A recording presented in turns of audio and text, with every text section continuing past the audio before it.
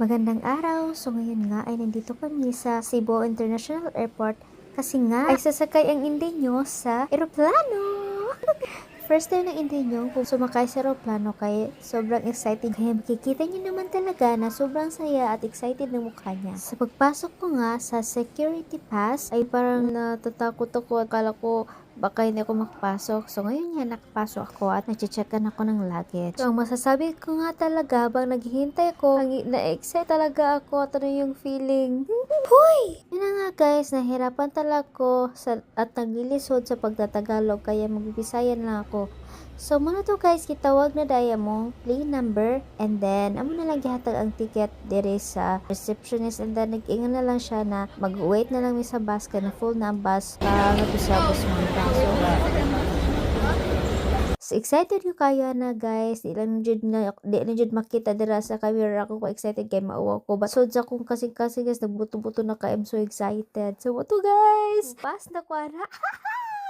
Motugas naghatag na lang ko ng ID and moto kay para makapasko and ako na lang siya gipangita kay para makangadto na makasakay namin. And iyan ang gi-check akong ID and then okay na to. Oy! At pagbigay ko nga ng aking ID ay approve na ako at pumunta na ako sa labas. So pala yung eroplano! Baliw-baliwan lang.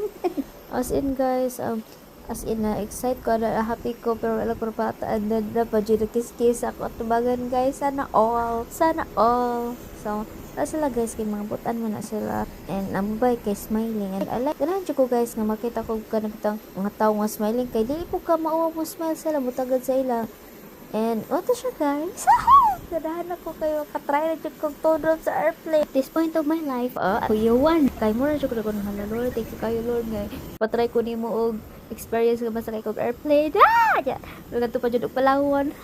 As in, happy dyan kayo ko. And then mo to siya guys, naghuwatal ko guys sa mga pasulon ni. And then, hindi na po na point guys, na excited ko, nahadlo ko, kaya ilipungon mo ko kasi magsuka ko sa aeroplano. Mura dyan ang perks guys, pero good news kay pagsakay na ko na guys, accommodating mapod kayo ang mga crew sa Philippine Airlines. So mo to guys, sulod na midira and taran ganahan ko guys nga sa feeling inanin dadabigin ko guys tabo ka guys kasi ibabaw ni bagti gid ako lugan kasi sakit kaayo like inani jud di na sa ibabaw no nice jud ka kaayo nice kasi sa feeling ambot na lang jud. And then I'm so blessed and thankful mo na siya guys, muna siya na miss ibabaw na pito na sa Palawan. And then guys, I will upload na lang ang mga video nga na namin sa Palawan. And then yeah, the happy Alma. So palanding na dahil ni ani guys and kinikurat-kuratan po ko ani. So na-miss ko sa